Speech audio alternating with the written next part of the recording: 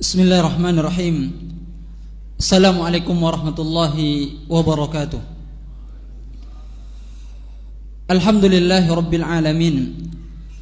Wabihi nasta'inu ala umurid dunya waddin. Wassalatu wassalamu ala rasulillah Nabiyyina Muhammad wa ala alihi wa sahbihi ajma'in. Amma ba'd. Allahumma allimna ma yanfa'una wanfa'na bima 'allamtana wa zidna ilma. Rabbi shrah li sadri wa yassir li amri wahlul 'uqdatam min lisani yafqahu qawli. Kaum muslimin dan muslimat rahimani Allah wa iyyakum jami'a. Alhamdulillah, kita memuji Allah tabaraka wa taala dengan pujian yang sempurna, karena memang hanya Allah tabaraka wa ta'ala zat satu-satunya yang berhak untuk mendapatkan pujian yang sempurna tersebut. Kemudian salawat dan salam mudah-mudahan senantiasa tercurahkan kepada Nabi kita yang mulia sallallahu alaihi wasallam, kepada keluarga beliau, sahabat-sahabat beliau, dan kepada orang-orang yang beriman yang senantiasa istiqamah di dalam mengamalkan sunnah-sunnah Rasulullah sallallahu alaihi wasallam. Kita akan melanjutkan kembali kajian kita dari kitab Al-Ikhlas Thariqul Khalas. Ikhlas adalah jalan keselamatan. Dan pembahasan kita masih berkaitan tentang bahaya dari perbuatan riya. Kita baca pada halaman yang ke-86. Berkata muallif hafizahullah, salisan, yang ketiga di antara bahaya perbuatan riya, kata muallif, ar-riya'u muhbitun lil a'mal. Riya bisa menghapus amalan yang dilakukan oleh seseorang. An Abi Hurairah radhiyallahu anhu qala, dari Abi Hurairah radhiyallahu anhu dia berkata, qala Rasulullah sallallahu alaihi wasallam, bersabda Rasulullah sallallahu alaihi wasallam, qala Allah tabaraka wa ta'ala, berkata Allah tabaraka wa ta'ala, ana aghna syuraka anis syirki, aku adalah zat yang paling tidak membutuhkan sekutu.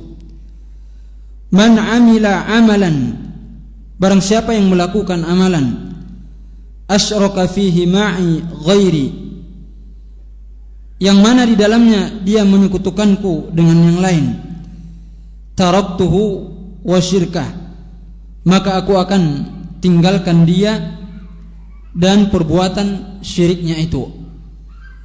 Maka dari hadis yang mulia ini, Allah tabaraka wa ta'ala katakan dalam hadis qudsi ini, Allah tidak menerima amalan yang di dalamnya ada niat selain Allah subhanahu wa ta'ala.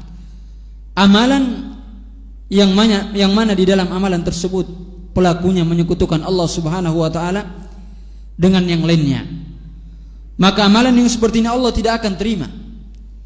Bahkan Allah akan tinggalkan dia, dan Allah tinggalkan apa yang dia sekutukan Allah subhanahu wa ta'ala dengannya. Dan ini mengajarkan kepada kita agar kita senantiasa memurnikan semua ibadah yang kita lakukan hanya semata-mata mengharap wajah Allah subhanahu wa ta'ala. Maka ketika ada niat selain karena Allah, ingin dipuji, ingin dilihat sum'ah, dan niat-niat yang lainnya, maka amalan tersebut tidak akan diterima oleh Allah subhanahu wa ta'ala.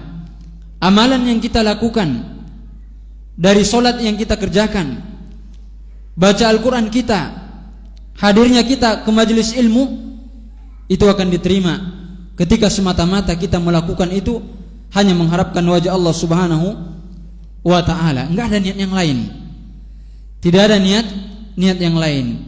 Makanya dalam hadis yang lain juga, dan ini sering kita ulang, hadis yang datang dari Abi Umamah, bahwasanya ada seorang laki-laki datang kepada Rasulullah sallallahu alaihi wasallam, lalu dia mengatakan, ara'aita rajulan, bagaimana pendapatmu, bagaimana hukum seseorang ghaza yaltamisu al-ajra wa dzikra, Dia berperang ingin mendapatkan pahala, dan dia juga ingin dipuji oleh orang.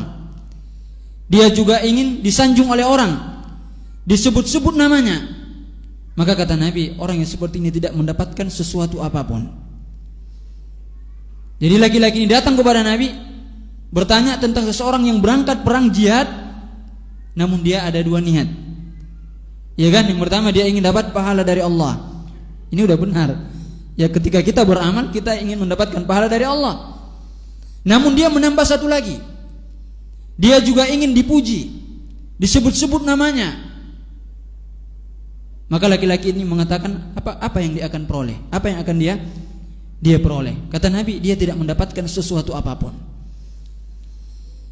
Maka laki-laki ini mengulang pertanyaannya sebanyak 3 kali. Dia berharap ada jawaban yang lain. Dia berharap ada jawaban yang lain. Dia tidak puas. Dia berharap kalau Nabi nanti menjawab yang lain. Namun Nabi yang mulia sallallahu alaihi wasallam tetap mengatakan dia tidak mendapatkan sesuatu apapun. Kemudian Nabi yang mulia sallallahu alaihi wasallam katakan, "Innallaha la yaqbalu minal amal illa ma kana khalisan wabtughiya bihi wajhu." Ini berat ikhwan. Sesungguhnya Allah tidak akan menerima amalan sampai amalan tersebut benar-benar ikhlas karena Allah dan hanya mengharap wajah Allah Subhanahu wa taala. Jadi di sini ditekankan ya, Allah tidak menerima amalan kecuali amalan itu ikhlas karena Allah. Kemudian dan hanya mengharapkan wajah Allah. Berarti apa? Orang yang ikhlas dia tidak mengharapkan yang lainnya kecuali hanya wajah Allah. Itu maknanya. Rasulullah katakan Allah tidak menerima amalan sampai amalan itu dikerjakan ikhlas karena Allah dan hanya mengharap wajah Allah. Jadi memang gitu, kalau orang yang ikhlas dia hanya mengharapkan wajah Allah saja, nggak penting sama dia manusia, nggak penting bagi dia pujian dari makhluk. Maka teruslah kita berusaha untuk menjadi hamba-hamba Allah yang ikhlas. Jangan hanya dapat capek aja kita beramal. Jangan hanya capek saja beramal, tapi tidak bernilai di sisi Allah Subhanahu wa ta'ala. Capek kita hadir ke majelis ilmu, kadang-kadang udah capek kerja kita kan, kerja dari pagi sampai sore, kadang-kadang hujan pun kita tempuh, ya kan, kadang-kadang keluarga pun ditinggal. Maka jangan sampai itu sia-sia di sisi Allah. Maka jangan semua itu sia-sia di sisi Allah. Maka ikhlaskanlah karena Allah Subhanahu wa ta'ala. Terus kita paksa diri ini, kita latih diri ini untuk mengikhlaskan setiap amal soleh yang kita lakukan hanya semata-mata mengharap wajah Allah Tabaraka wa ta'ala. Kemudian yang keempat di antara bahaya riya adalah rabi'an ar-riya'u sababun lidukhulin nar. Ini yang paling kita takutkan. Ini yang paling kita takutkan. Dan bahaya riya itu sangat banyak sekali. Bahaya riya itu sangat banyak sekali. Kita sudah baca 3 di antaranya. Tapi yang paling berbahaya, semua berbahaya. Semua kita takut waspada darinya. Tapi yang melebihi itu semua adalah ar-riya'u sababun lidukhulin nar. Riya itu penyebab seseorang masuk ke dalam neraka jahanam. Ini yang kita takut. Ya kan, kalau tadi amalan kita hangus, terhapus, mungkin masih ada amal yang lain yang mungkin kita enggak riya di dalamnya. Tapi yang keempat ini ar-riya'u sababun lidukhul an-nar. Riya itu adalah penyebab seseorang masuk ke dalam neraka jahanam. Dan ini hanya sekedar murojaah saja. Ana yakin kita sudah sering mendengar hadis ini. Sudah sering kita mendengar hadis ini. An Abi Hurairah radhiyallahu anhu qala, dari Abi Hurairah semoga Allah meridai beliau. Qala, dia berkata, sami'tu Rasulullah sallallahu alaihi wasallam yaqul, aku mendengar Rasulullah sallallahu alaihi wasallam, inna awalan nas yuqda yaumal qiyamah alai rajulun ustushhida. Sesungguhnya manusia yang pertama kali diadili pada hari kiamat Jadi ini manusia yang pertama kali diadili sebelum yang lainnya. Sebelum manusia yang lainnya, sebelum pelaku maksiat yang lainnya diadili, ini yang pertama kali diadili. Dan mereka orang yang pertama kali diadili, dan mereka adalah orang yang pertama kali dicampakkan ke dalam neraka jahanam. Seharusnya kita takut ketika mendengar hadis ini. Kita takut kalau kita termasuk ke dalamnya. Maka sesungguhnya manusia yang pertama kali diadili pada hari kiamat, dan mereka juga manusia yang akan pertama kali dicampakkan ke dalam neraka jahanam, adalah seseorang yang mati syahid. Luar biasa, amalannya luar biasa. Amalannya luar biasa, mati syahid. Mati karena berperang di jalan Allah. Amalan yang sangat besar di sisi Allah. Bahkan dalam sebuah hadis qudsi dikatakan, al-mujahidu, Allah tabaraka wa taala mengatakan, al-mujahidu fi sabilillah wa huwa alayya dhaminun. Orang yang berjihad di jalan Allah, aku yang akan menjadi penjamin bagi dia. Jadi orang yang berjihad di jalan Allah, Allah yang menjamin, penjamin bagi mereka yang berjihad di jalan Allah. Ya kalau Allah sudah menjamin, ya, tidak akan sia-sia seseorang yang dijamin oleh Allah. Maka orang yang berjihad di jalan Allah, Allah yang akan menjamin mereka. Kalau seandainya aku wafatkan dia, maka aku akan wariskan kepada dia surga. Ini orang yang jihad fisabilillah. Yang pertama, Allah yang menjamin mereka. Kalau seandainya mereka wafat, balasannya surga. Balasannya surga. Kalau seandainya mereka kembali, maksudnya mereka kembali ya selamat, enggak tewas ya, enggak wafat, selamat, maka dia akan mendapatkan pahala dan dia akan mendapatkan ghanimah. Luar biasa. Maka ini yang pertama, seseorang yang mati syahid. Fa utiya bihi fa'arrafahu ni'matahu fa'arafaha. Maka orang yang mati syahid ini pun didatangkan, kemudian diperlihatkan kepadanya kenikmatan-kenikmatan yang diberikan kepadanya di dunia. Diperlihatkan sama Allah kenikmatan-kenikmatan yang Allah berikan kepada dia di dunia. Fa'arafaha, maka dia pun mengenali nikmat itu, enggak bisa mengelak. Memang benar nikmat itu Allah berikan kepada dia. Enggak bisa kita main kalau pengadilan di dunia mungkin bisa diakal-akali, ya kan? Ya biasanya yang paling banyak uangnya dia yang menang. Bisa di setel kan? Sebelum mulai persidangan udah store dulu sama hakimnya biar aman kita. Tapi persidangan di hadapan Allah nggak bisa. Ketika nikmat-nikmat itu Allah jelaskan, maka dia pun mengakuinya, mengenalinya. Qal fama amilta fiha. Apa yang engkau perbuat dengan nikmat itu? Apa yang engkau perbuat dengan nikmat itu? Dan kita harus yakin, pada hari kiamat kelak kita tidak bisa menganjakkan kedua kaki kita sampai kita ditanya tentang 4 perkara. Ya kan? Dalam satu riwayat 5 perkara. Di antaranya adalah tentang ilmu kita. Apakah kita sudah mengamalkannya? Kemudian yang kedua tentang harta kita, dari mana kita memperolehnya dan bagaimana kita menghabiskannya. Kemudian yang ketiga tentang jasad kita, capeknya untuk apa? Mata capek untuk apa? Tangan capek untuk apa? Kaki untuk apa capeknya? Ditanya. Dan banyak pertanyaan-pertanyaan yang lainnya. Itu diantaranya. Maka Allah akan bertanya, fama amilta fiha, apa yang kau perbuat dengan nikmat itu? Ditanya semuanya kita ikhwan. Tsumma latus'alunna yauma idzin anin naim. Sungguh mereka benar-benar pada hari kiamat akan ditanya tentang nikmat itu. Semua ditanya. Nikmat yang ada pada diri kita ditanya pada hari kiamat. Enggak bisa kita mengelak. Semua ditanya sama Allah. Harta yang kita miliki ditanya, dari mana dapatnya, untuk apa digunakan, waktu yang Allah berikan, semua ditanya.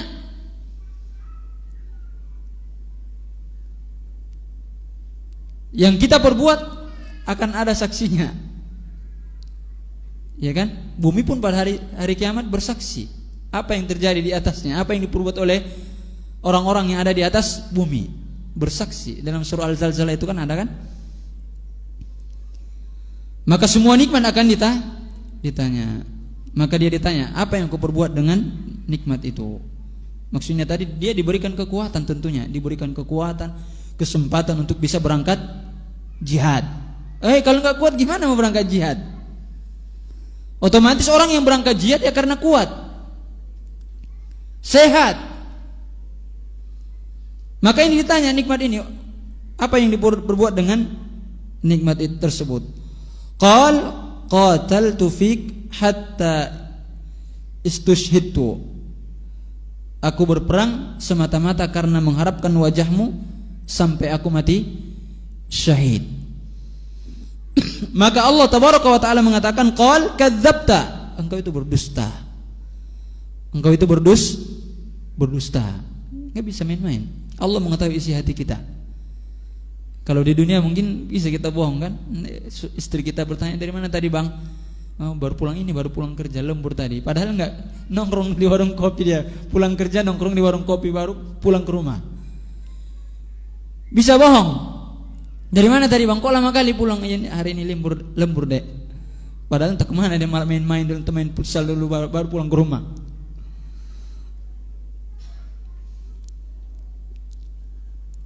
Adapun dia di hadapan Allah nggak bisa bohong.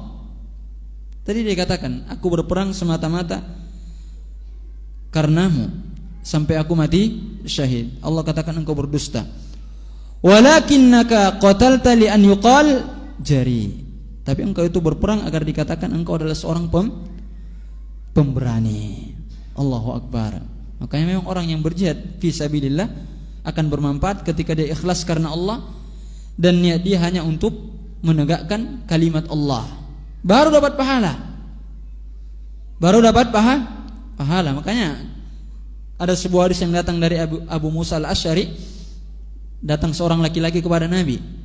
Dia tanya, bagaimana seseorang yang berperang hanya untuk membela sukunya? Yuqatilu hamiyatan. Dia berperang hanya untuk membela sukunya, membela tanah airnya. Dan ada juga orang yang berperang apa? Untuk dikatakan pemberani dan lain-lain sebagainya. Dan ada juga orang yang berperang karena riya. Fa yudzalika fi sabilillah. Yang mana di antara yang tiga ini yang benar-benar jihad fisabilillah? Kata Nabi, man qatala litakuna kalimatullahi al-ulya fahuwa fi sabilillah. Man qatala litakuna kalimatullahi al-ulya fahuwa fi sabilillah. Barang siapa yang berperang agar menegakkan kalimat Allah, agar kalimat Allah yang paling tinggi, maka inilah yang dimaksud dengan fi sabilillah. Tayyib. Jadi ini yang pertama. Seseorang yang Allah berikan kepada dia kesempatan untuk berjihad dan dia mati syahid. Faqadakil. Maka dikatakan kepadanya, yang demikian itu pun telah dikatakan kepadamu di dunia. Berarti dia berperang agar dikatakan dia pemberani. Dan itu pun sudah dikatakan kepadamu di dunia. Sudah dikatakan kepadamu di dunia. Berarti dari sini bisa kita pahami, bisa saja memang ketika seseorang beramal bukan karena Allah, di dunia dia mendapatkan pujian itu, tapi di akhirat tidak mungkin selamat. Bisa saja mungkin ada orang yang bersedekah, berinfak, banyak infaknya, banyak sedekahnya untuk riya. Orang-orang mengatakan si fulan masya Allah orangnya dermawan, si fulan orangnya luar biasa, rajin sholat malam dan lain-lain sebagainya. Bisa saja dia mendapatkan ini di dunia, tapi kalau niat dia bukan karena Allah, dia tidak akan selamat di pengadilan Allah. Dia tidak akan selamat di pengadilan Allah. Naam. Tsumma umira bi fasuhiba ala wajhihi hatta ulqiya finnar. Kemudian diperintahkan malaikat untuk menyeret di atas wajahnya. Berarti dalam keadaan terkelungkap ya. Diseret wajahnya, kemudian dicampakkan ke dalam neraka jahanam. Ini penghinaan kepada orang-orang yang beramal bukan karena Allah. Diperintahkan malaikat untuk menyeret di atas wajahnya, lalu dia dicampakkan ke dalam neraka jahanam. Nasallallahu salama wal afiyah. Semoga Allah menyelamatkan kita dari yang seperti ini. Ngeri kan? Disuruh malaikat untuk menyeret wajahnya, kemudian dicampakkan ke dalam neraka jahanam. Ini yang pertama. Semoga Allah melindungi kita. Semoga Allah melindungi kita dari ini. Makanya memang Abu Hurairah ketika dia ingin menyampaikan hadis ini, beberapa kali dia pingsan. Ketika hendak menyampaikan hadis ini, beberapa kali Abu Hurairah pingsan, baru sanggup menyampaikan hadis ini. Udah mau disampaikan, pingsan. Sadar lagi, pingsan lagi. Beberapa kali pingsan baru bisa menyampaikan hadis ini. Kita kadang-kadang udah sering mendengarkan asal lewat aja, enggak kita renungkan, enggak kita masukkan, kita resapi ke dalam hati kita. Ya kan? Kita harus takut kalau di dalam diri kita ini ada kemunafikan. Mungkin kalau nifak besar, mudah-mudahan lah ya, terlindung kita. Tapi nifak kecil, nifak amalan, tidak ada di antara kita yang menjamin kita selamat darinya. Makanya suatu ketika Imam Ahmad bin Hanbal ditanya, bagaimana pendapatmu tentang seseorang yang dia merasa aman, di dirinya tidak ada nifak? Kata Imam Ahmad bin Hanbal, siapa di antara kita yang menjamin dirinya selamat dari perbuatan nifak? Maknanya di antara nifak amalan itu apa, ikhwan? Yang kelihatan beda, yang di hati beda. Itu di antara bentuk nifak. Kelihatannya kita baik, ternyata hati kita beda dengan apa yang kelihatan. Itu nifak. Nifak amalan namanya. Demikian juga Ibnu Abi Mulaika, dia mengatakan, adraktu thalathina min ashabi Rasulillah. Aku menjumpai 30 lebih dari sahabat Nabi, semua mereka khawatir kalau di dalam diri mereka ada kemunafikan. Lalu kita merasa aman insyaallah. Para sahabat aja mereka khawatir kalau dalam diri mereka ada kemunafikan. Nifak amali ya. Itu tadi kan yang kelihatan beda dengan yang tersembunyi. Bahkan Abu Darda ketika di akhir solatnya, dia meminta kepada Allah agar dilindungi dari sifat nifak. Sahabat ini, kita kayaknya belum pernah nggak kita berdoa, ya Allah selamatkan ana dari sifat nifak. Sekelas Abu Darda radhiyallahu anhu, seorang sahabat Nabi, di akhir solatnya dia berdoa kepada Allah agar terhindar dari sifat nifak. Maka ada yang bertanya kepadanya, wahai Abu Darda, ada apa anda dengan kemunafikan? Ya, dia heran, kok sahabat masih meminta perlindungan kepada Allah agar terhindar dari sifat nifak. Maka wajar dia bertanya, ada apa anda dengan kemunafikan?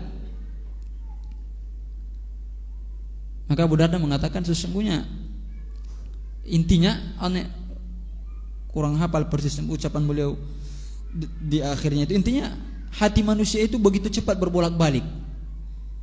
Ya kan, bisa saja dalam sekejap Allah palingkan dia. Allah palingkan dia. Makanya Imam Hasan Al-Basri juga mengatakan, minan nifaq, di antara kemunafikan adalah berbedanya antara ucapan dan perbuatan. Hati-hati ikhwan. Berbedanya antara ucapan dan perbuatan.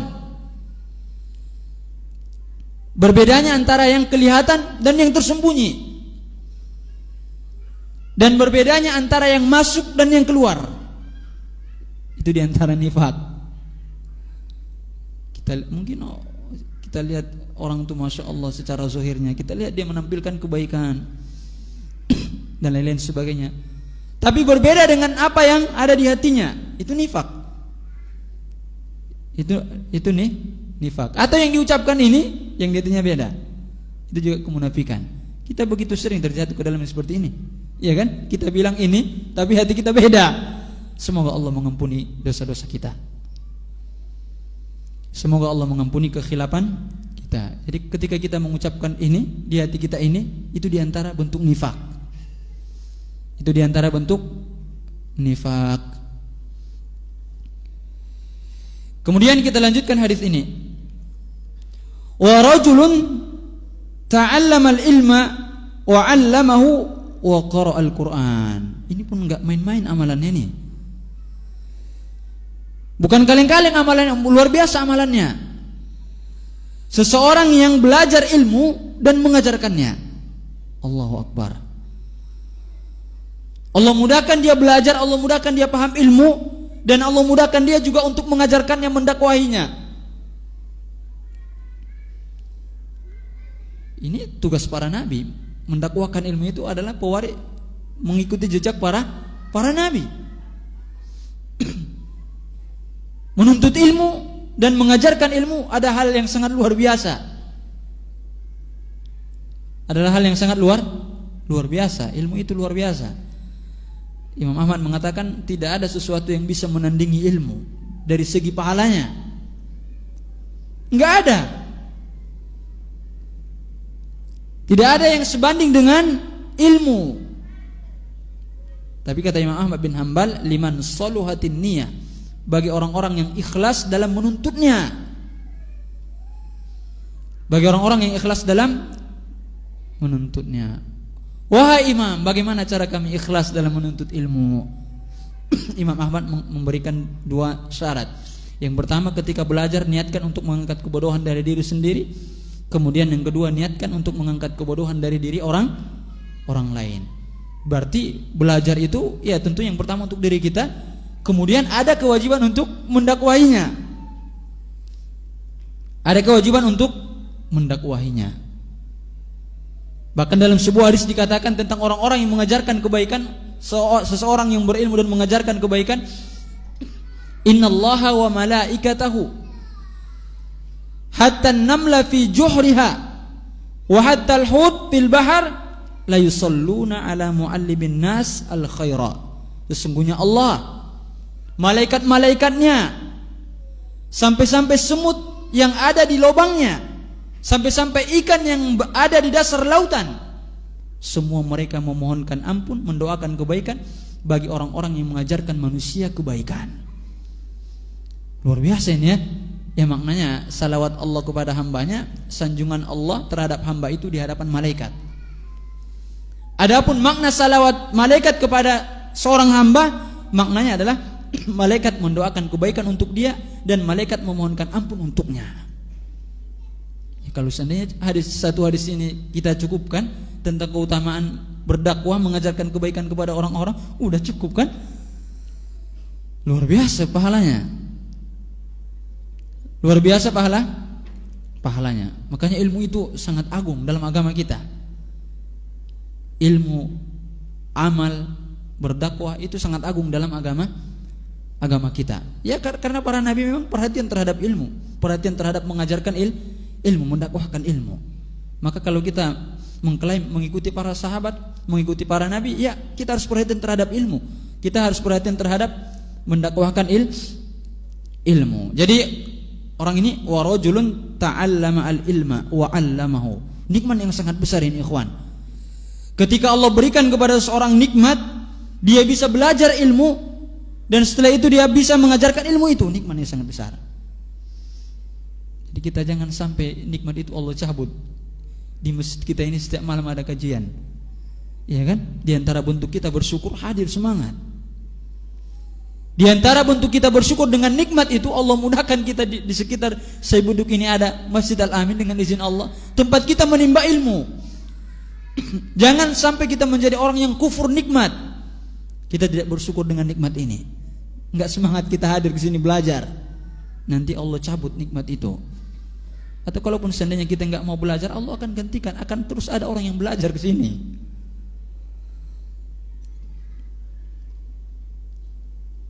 Man yuridillahu bi khairan yufaqihu fid din, ya kan? Barang siapa yang Allah menghendaki kebaikan pada diri seseorang, Allah pahamkan dia tentang agama ini. Iya kan? Kayak mana kita mau paham agama kalau hadir enggak pernah belajar? Enggak mungkin. Enggak hadir majelis ilmu, enggak mungkin. Taib. Jadi yang kedua, seseorang yang Allah berikan kepada dia, seseorang yang mempelajari ilmu dan mengajarkannya. Berarti orang yang berilmu dan mendakwahkan ilmu. Wa qara al-Qur'an, dan dia juga membaca Al-Quran. Luar biasa ini, nikmat ini ya. Udah belajar ilmu, mengajarkan ilmu, dan ahli dalam membaca Al-Quran. Fa'utiya bihi, maka orang ini pun didatangkan. Fa'arrafahu ni'amahu fa'arrafaha. Dia didatangkan, kemudian diperlihatkan kepadanya nikmat-nikmat yang Allah berikan kepada dia di dunia. Dia pun kenali, dia akui itu semua. Memang benar Allah mudahkan dia untuk belajar, Allah mudahkan dia untuk paham ilmu, Allah mudahkan dia untuk mengajarkan ilmu, Allah mudahkan dia untuk membaca Al-Quran. Bagus bacaannya, fasih bacaannya. Dia akui nikmat itu. Maka Allah tanya hamba ini, fama amilta fiha, apa yang kau perbuat dengan nikmat itu? Ya kan, Allah mudahkan dia belajar, apalagi paham dia ilmu, kemudian dia berdakwah dengan ilmunya, mengajarkan ilmu. Kemudian Allah mudahkan dia baca Al-Quran, mungkin hafal Quran dia, bagus bacaannya, dan lain sebagainya. Apa yang kau perbuat dengan nikmat itu? Dia katakan, ta'allamtu ilma wa 'allamtuhu wa qara'tu fikal Quran. Aku mempelajari ilmu dan aku mengajarkannya dan aku membaca Al-Quran semata-mata karena mengharapkan wajahmu. Bagus jawabannya kan? Dia katakan, saya belajar, saya mengajarkan ilmu, membaca Al-Quran semata-mata mengharapkan wajahmu. Qal, maka Allah katakan, kadzabta walakinnaka ta'allamtal ilma liyuqal alim. Engkau berdusta, sesungguhnya engkau belajar agar dikatakan engkau seorang alim. Ini peringatan lagi bagi kita. Perbaiki lagi ikhwan, niat kita itu belajar untuk apa? Perbaiki lagi niat kita. Kita hadir ke majelis ilmu, menuntut ilmu untuk apa? Perbaiki. Harus semata-mata karena Allah. Man ta'allama ilma mimma yubtagha bihi wajhullah la yata'allamuhu illa liyusiba bihi aradan minad dunya lam yajid arfal jannah yaumal qiyamah.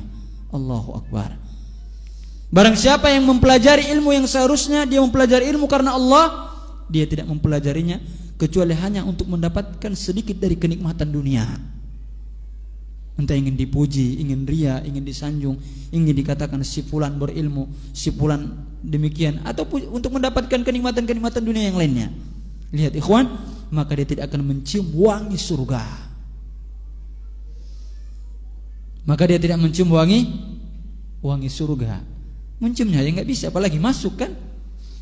Padahal dalam sebuah riwayat dikatakan wangi surga itu sudah tercium dari jarak beberapa tahun perjalanan. Maka orang yang pelajari ilmu bukan semata-mata karena Allah, tapi diniatkan untuk selain Allah dari kenikmatan-kenikmatan dunia yang ingin dia raih, hati-hati. Maka dia tidak akan bisa mencium wangi surga. Terus ikhwan, perbaiki niat dalam menuntut ilmu. Makanya ada sebuah kitab yang sangat bagus yang dikarang oleh Syekh Muhammad bin Saleh Al-Utsaimin, hafizahullah, beliau masih hidup. Kitabnya itu Ta'zimul Ilmi. Udah pernah dulu dibahas di sini kan sama Ustaz Rahmat kalau anak tak silap. Tentang keutamaan, keagungan ilmu. Di antara adab yang dijelaskan di situ adalah tentang ikhlas dalam menuntut ilmu. Karena seseorang akan mendapatkan ilmu sesuai dengan keikhlasannya. Semakin seseorang ikhlas dalam menuntut ilmu, semakin mudah masuk ilmu itu. Semakin seseorang ikhlas dalam menuntut ilmu, semakin paham dia, semakin mudah dia untuk menangkap ilmu itu. Karena memang hati itu adalah wadahnya ilmu kan? Hati itu adalah wadah yang menampung ilmu. Jadi hati kita itu harus dibersihkan dulu dari kotoran-kotorannya, dari penyakit-penyakitnya. Ya di antara penyakit hati itulah tadi, bukan karena Allah, ada kesyirikan di dalamnya, ria dan lain sebagainya. Jadi kalau wadah penampung ilmu ini enggak bersih, payah nyangkut ilmu itu. Payah nyangkut ilmu itu. Jadi bersihkan dulu wadahnya. Hati kita inilah dibersihkan dari kotorannya, dari penyakit-penyakitnya, biar mudah ilmu itu menangkap, biar mudah ilmu itu lengket di hati kita. Karena seseorang itu akan mendapatkan ilmu sesuai dengan keikhlasannya, sesuai dengan keikhlasannya. Dan memang ini terbukti. Ketika seorang semakin ikhlas dalam menuntut ilmu, semakin mudah ilmu itu akan dia pahami. Dan kebalikannya, seseorang semakin jauh dari keikhlasan, udah semakin sulit paham, semakin sulit untuk sampai kepada ilmu. Kemudian dia mengatakan wa qara'tu fikal Qur'an. Kemudian Allah juga mengatakan wa qara'tal Qur'an liyuqal huwa qari. Engkau membaca Al-Quran agar dikatakan engkau adalah seorang qari. Kayaknya sering sampaikan kepada kita ya, qari itu ngeri, sangat rentan terjadi kepada perbuatan riya. Kenapa? Karena suara kita didengar oleh orang, kita perdengarkan kepada orang, rentan terjadi kepada perbuatan riya. Apalagi yang bagus-bagus suaranya kan, bagus suaranya azan, bagus suaranya baca Quran. Hati-hati, bertakwa kepada Allah dengan suara yang Allah berikan itu, dengan kenikmatan yang Allah berikan berupa dia mahir dalam baca Al-Quran. Allah berikan kepada dia suara yang bagus. Bertakwa kepada Allah dengan hal itu. Jangan sampai riya dengan itu semua. Jadi wa qara'tal Quran liyuqal qari huwa qari. Engkau baca Al-Quran agar dikatakan seorang qari. Makanya memang ada sebuah hadis yang datang dari Abdullah bin Amr bin Al-As. Dia mengatakan, aku mendengar Rasulullah sallallahu alaihi wasallam katakan, inna aktsara munafiki ummati qurra'uha. Kata Rasulullah, sesungguhnya kebanyakan orang-orang munafik di tengah-tengah umatku adalah para qurra'nya. Qurra'uha. Di antara makna qurra'uha di sini adalah orang-orang yang menghafal Al-Qur'an atau orang-orang yang membaca Al-Qur'an tapi tujuannya untuk dunia. Tapi tujuannya untuk dunia. Dia baca Quran, menghafal Quran, tapi tujuannya untuk dunia. Makanya Nabi katakan dalam hadis ini, kebanyakan orang munafik dari kalangan umat di tengah-tengah umatku ini adalah para qurra'uha. Maksudnya qurra'uha di sini di antara makna yang dijelaskan oleh para ulama adalah seseorang yang menghafal Al-Qur'an, yang membaca Al-Qur'an tujuannya untuk dunia. Berarti bukan semuanya ya. Bukan semua penghafal Al-Quran atau orang yang pandai baca Quran mereka riya atau mereka tidak ikhlas. Kita tidak katakan seperti itu.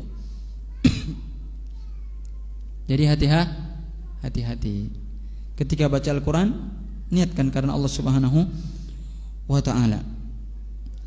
Qal kadzabta. Oh bukan ya, tadi kita sudah katakan kadzabta walakin ta'allamtal ilma liyuqal alim wa qara'tal Qur'an liyuqal huwa qari. Faqadakil, dan itu semua sebutan sudah dinobatkan kepadamu di dunia. Engkau sudah mendapatkan itu semua. Tsumma umira bihi fasuhiba ala wajhi hatta ulqiya finnar. Kemudian diperintahkan malaikat untuk menyeret di atas wajahnya, kemudian dia dicampakkan ke dalam neraka jahanam. Ini yang kedua. Kemudian yang ketiga, wa rajulun was'allahu alaihi wa a'tahu min asnafil mal kulli. Allahu akbar. Nikmat yang sangat luar biasa orang yang seperti ini ya kan?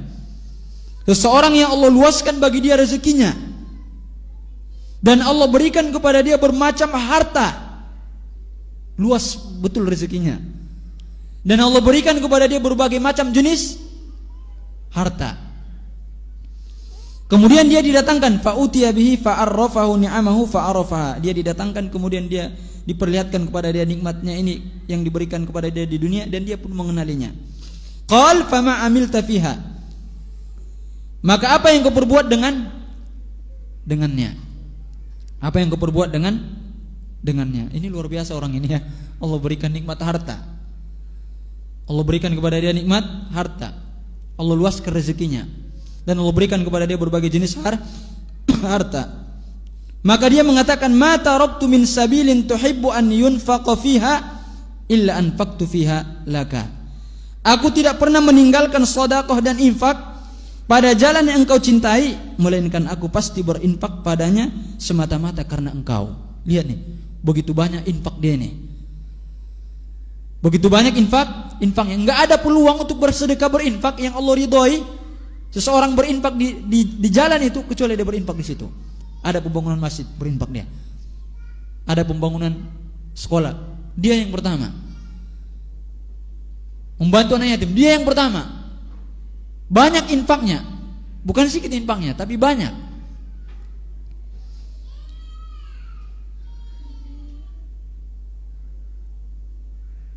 Tapi Allah Subhanahu wa taala katakan qal kadzabta, tapi engkau berdusta. Walakinnaka fa'alta liqal huwa jawad. Tapi engkau lakukan itu agar dikatakan dermawan. Hati-hati ikhwan, bagi yang rajin berinfak, bagi yang rajin bersedekah. Tentunya rajin bersedekah, rajin berinfak itu luar biasa ya. Karena orang yang rajin bersedekah sama berinfak itu tanda keimanan. Itu tanda keimanan. Jadi kalau kita berani berinfak, berani bersedekah, itu datang dari keimanan. Itu datang dari keimanan. Karena secara fitrah kita itu cinta terhadap harta. Ketika kita mampu menginfakkannya di jalan Allah, itu bukti keimanan. Itu bukti keimanan. Tapi di sini dikatakan engkau berdusta, engkau berinfak, dikatakan dermawan. Dan ini luar biasa nikmatnya seperti ini ya. Karena Anda teringat dengan sebuah hadis yang lain yang datang dari Nabi yang mulia sallallahu alaihi wasallam. Inti dari hadis ini Rasulullah sallallahu alaihi wasallam katakan sesungguhnya di dunia itu diberikan untuk 4 orang. Sesungguhnya dunia itu diberikan untuk 4 orang, enggak ada yang kelima. Kita hanya berada salah satu dari yang keempat ini. Yang pertama, seseorang yang Allah berikan kepada dia ilmu dan harta. Ya kan? Dia gunakan semua di jalan Allah. Allah berikan kepada dia ilmu, demikian juga Allah berikan kepada dia harta. Dia tahu hak-hak ilmu itu dan dia tahu hak-hak harta itu. Ini ringkas ya bunyi hadisnya, maknanya yang Anda sampaikan. Kemudian yang kedua, seseorang yang Allah berikan kepada dia ilmu, tapi Allah berikan kepada dia harta. Tapi dia punya niat yang baik. Kalau seandainya saya diberikan harta, saya akan melakukan seperti yang dilakukan oleh orang yang pertama tadi. Maka kata Nabi, mereka sama dalam hal pahala. Mereka sama dalam hal pahala. Karena tadi orang yang kedua ini meskipun dia tidak diberikan harta, tapi dia ada niat yang baik. Saya kalau punya harta akan lakukan seperti orang yang dilakukan orang yang pertama. Dia digancar dengan niatnya. Jadi nggak apa-apa ikhwan. Kita kalaupun belum jadi orang kaya, banyak-banyak niat yang baik, itu dapat pahala kita soalnya. Dapat pahala. Meskipun mungkin nggak jadi orang kaya kita, tapi kita mempunyai niat yang tulus kepada Allah. Ya Allah, kalau saya jadi orang kaya, orang-orang anak yatim tuh udah saya tanggung. Pembangunan masjid itu udah saya akan bangun masjid, bangun pesantren. Kalau niat kita adalah niat yang tulus, meskipun kita mungkin belum sampai ke situ, nggak jadi orang kaya, tapi kita sudah dapat pahala niatnya. Tapi kita beda ya. Kita kadang-kadang kalau saya banyak harta ini mau beli ini, itu semua untuk dunia. Jarang yang baik-baik yang kita pikirkan. Mau beli ini, beli itu. Kalau seandainya kita niatkan untuk kebaikan, kita dapat pahala dari niat kita. Meskipun mungkin bisa saja kita nggak sampai melakukannya gitu ya, tapi kita mendapatkan pahala niat. Kemudian yang ketiga adalah seseorang yang Allah berikan kepada dia harta, tak Allah berikan kepada dia ilmu, sehingga harta itu dia belanjakan di jalan yang Allah murkai. Kemudian yang keempat, ini lebih parah lagi. Allah tidak berikan kepada dia harta, tidak juga ilmu, tapi niatnya juga buruk. Niatnya juga buruk. Kalau saya punya harta, saya akan melakukan seperti yang dilakukan orang-orang ketiga. Maka dalam segi niat mereka sama. Udah enggak Allah berikan kepada dia harta, enggak juga ilmu, niatnya juga enggak bagus. Semoga Allah selamatkan kita dari yang kedua dan ketiga ya, dan yang keempat. Ya, yang masih selamat ya, yang pertama, kedua. Kalau ketiga enggak. Allah berikan kepada dia harta, tapi Allah tak berikan kepada dia ilmu, sehingga dia enggak bisa menggunakan harta itu. Celaka dia dengan itu. Yang keempat, Allah tak berikan kepada dia ilmu, tak Allah berikan kepada dia harta, niatnya juga enggak benar. Gitu ya. Semoga Allah jadikan kita ke dalam golongan yang pertama. Amin ya Allah. Meskipun mungkin belum sekarang, kapan Allah takdirkan ya. Karena seseorang itu kalau sudah Allah takdirkan dia untuk sesuatu, tidak ada yang bisa menghalanginya untuk sampai ke situ. Toib. Jadi ini Yang ketiga, faqadakil thumma umira bihi fasuhiba ala wajhihi thumma ulqiya finnar. Kemudian diperintahkan malaikat untuk menyeret di atas wajahnya, kemudian dicampakkan dia ke dalam neraka jahanam. Coba kita renungkan ikhwan. Semua yang dijelaskan dalam hadis ini, amalan yang mereka miliki adalah amalan yang luar biasa. Amalan yang besar, amalan yang agung dalam agama kita. Yang pertama, orang yang mati syahid. Yang kedua, orang yang Allah berikan kepada dia ilmu. Allah berikan kepada dia kesempatan untuk belajar sehingga dia menjadi orang yang berilmu dan mendakwahkan ilmu. Allah berikan kepada dia kemudian untuk menghafal Al-Quran. Allah berikan kepada dia kemahiran tentang Al-Quran. Luar biasa. Kemudian yang ketiga, Allah berikan kepada dia rezeki yang banyak, harta yang banyak. Bukan hanya harta yang banyak, tapi infaknya juga banyak.